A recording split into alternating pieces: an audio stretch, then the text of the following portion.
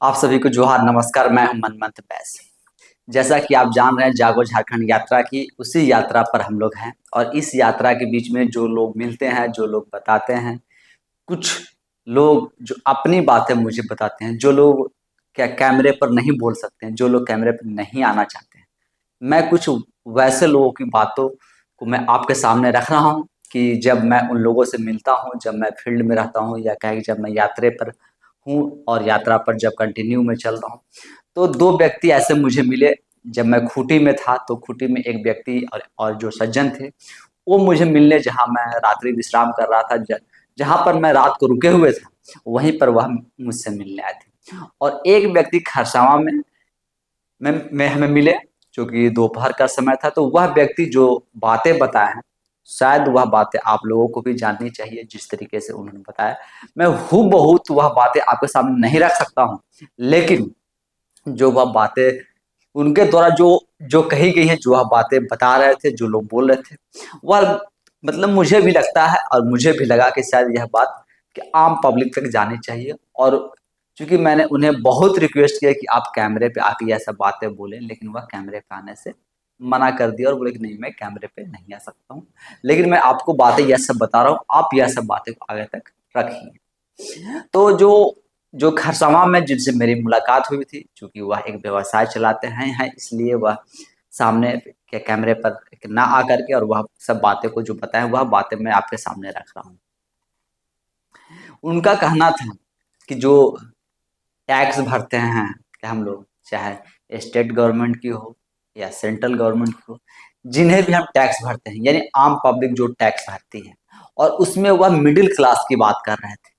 कहें कि भारत में सबसे ज़्यादा कहा जाता है कि ना ओबीसी है, लेकिन अगर आप उसी तरीके से देखें और उसी नज़रिए से देखें, तो भारत में कहें कि ओबीसी से भी ज़्यादा जो मिडिल क्लास है, यानी भारत में सबसे ज़्यादा अगर आबादी है, तो वह है आपकी मिडिल क्लास की। यानी सब जगह से घुलता पिसता हुआ जो है, और कहें कि हमेशा जो पिसता हुआ रहता है, वह आपका मिडिल क्लास ही है। तो वह मिडिल क्लास के बारे में जो बातें बता रहे थे, वह मैं बातें आपके सामने रख रहा हूँ। उनका कहना था कि हर एक मिडिल क्लास व्यक्ति जो है, वह टैक्स भरता है। जितने मिडिल क्लास व्यक्ति जो है, चाहे वह कुछ भी न काम करें, टैक्स तो भरते ही हैं। चाहे जितना भी वह अर्निंग कर रहे हैं, जहाँ भी वह काम कर रहे हैं, जो भी कर रहे हैं, वह टैक्स भरते हैं। लेकिन एक मिडिल क्लास को टैक्स का कितना बेनिफिट मिलता है, एक मिडिल क्लास का व्यक्ति टैक्स का फायदा कितना उठा पाता है, वह दो चार बातें गिनवा रहे थे। वह सब बातें मैं आपके सामने रखता हूँ। एक बात है, वह गिनवाई भाई मेडिकल के क्षेत्र में, यानी कि जो सरकारी अस्पताल है, जिस तरीके से हमारे कहें कि झारखंड में, या कहें कि पूरे देश में जिस तरीके से, और खास करके मैं झारखंड की ही बात कर रहा हूँ, चूंकि मैं झारखंड में ही जागो झारखंड यात्रा निकाले हुए हूँ, तो मैं झारखंड की ही बात कर रहा हूँ। तो कहें कि जिस तरीके से ना सरकारी अस्पताल है, और उन अस्पतालों की जो स्थिति है, जो वहाँ की विधि व्यवस्था है, क्या मिडिल क्लास का व्यक्ति कोई भी सरकारी अस्पताल में इलाज करवाने जाता है? आपका जवाब होगा नहीं। कोई भी या सरकारी अस्पताल में एक मिडिल क्लास व्यक्ति इलाज करवाने, ट्रीटमेंट करवाने नहीं के बराबर ही जाता है। उसी तरीके से वह बात करते हैं कि शिक्षा के बारे में, यानी शिक्षा जगत में जब सरकारी स्कूल की बात आती है, तो क्या सरकारी स्कूल में भी क्या मिडिल क्लास के बच्चे जो हैं, क्या वह पढ़ने जाते हैं? और कितने मिडिल क्लास के बच्चे जो हैं, वह उस स्कूल में पढ़ने जा रहे हैं?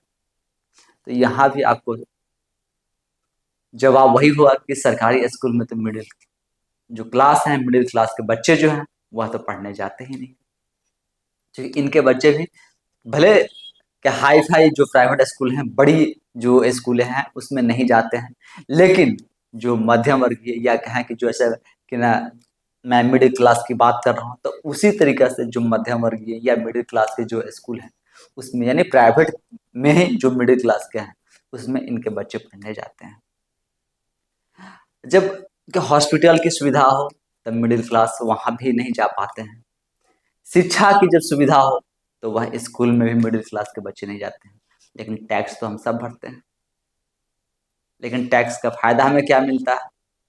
पूरी अगर मिडिल क्लास को देख लें, तो इस मिडिल क्लास को कहीं भी किस तरीके से टैक्स में बेनिफिट मिलते हैं।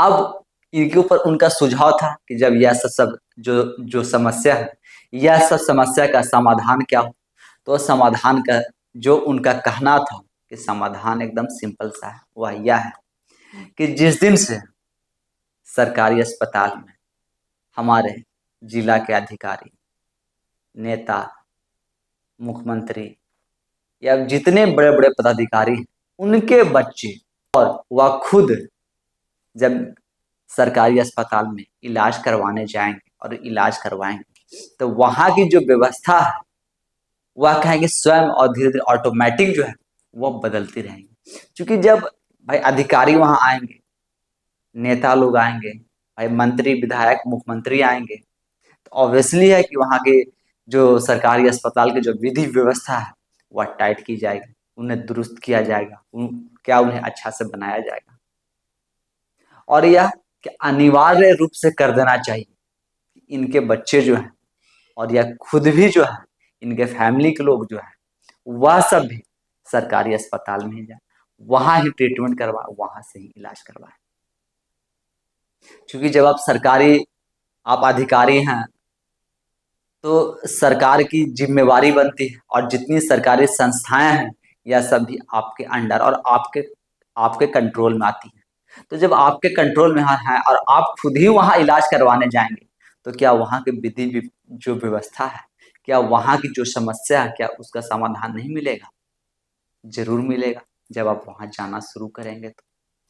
उसी प्रकार से कहना था कि जो शिक्षा जगत में यानी सरकारी स्कूल जो है, वहाँ भी इन जो अधिकारी, पदाधिकारी, नेता, मंत्रीगण या जो सम्माननीय लोग हैं, जिनको सम्माननीय या माननीय कहा जाता है, इनके बच्चे उस स्कूल में अगर पढ़ना शुरू कर दे या अपने बच्चों को दाखिला उसी स्कूल में करवाना शुरू कर दे, तो वह स्कूल की भी जो विधि व्यवस्था है,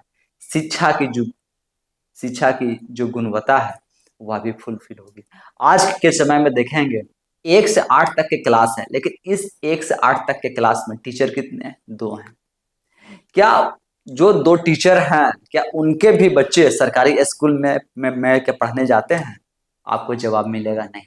वह भी अपने बच्चे को सरकारी स्कूल में पढ़ने नहीं भेज रहे हैं। यानी जो शिक्षक हैं, जो शिक्षक वहाँ पढ़ा रहे हैं, हाँ, अगर उनको ही बोल दिया जाए कि आप अपने बच्चे को सरकारी स्कूल में पढ़ने भेज दीजिए, तो वह भी अपने बच्चे को सरकारी स्कूल में पढ़ने नहीं भेजेंगे। क्यों? क्योंकि उनको पता है कि उनकी स्कूल की क्या स्थिति है और शिक्षा की गुणवत्ता कितनी अच्छी है।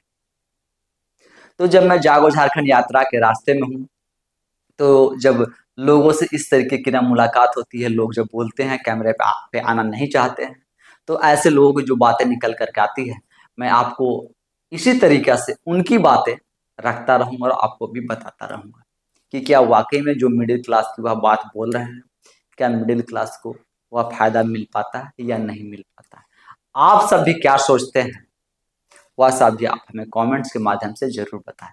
और जो मैं दूसरे व्यक्ति के बारे में जो बता रहा था, खूंटी के बारे में, जिनसे जो मुझे रात में मिलने आए थे, जो अपनी बातें उन्होंने बताई, वह भी मैं आपको दूसरे वीडियो में साझा करूँगा कि वह व्यक्ति क्या समस्या से, किन-किन समस्याओं से वह परेशान है और उसका समाधान क्या है। यानी कि सिर्फ़ समस्या नहीं, समस्या के साथ समाधान भी उसके कैसे होंगे, वह भी मैं बताऊँगा, जैसे कि आज की वीडियो में मैं बताया हूँ। तो मैं उम्मीद करता हूँ कि आप सब भी मुझे अपने विचार साझा करेंगे और बताएँगे कि आप इस विधि व्यवस्था पे और जो मिडिल क्लास वाले टैक्स है, इस पे आप सब भी क्या सोचते हैं और आपके क्या विचार हैं, वह सब भी आप हमें कमेंट्स के माध्यम से ज़रूर बताएँ। धन्यवाद।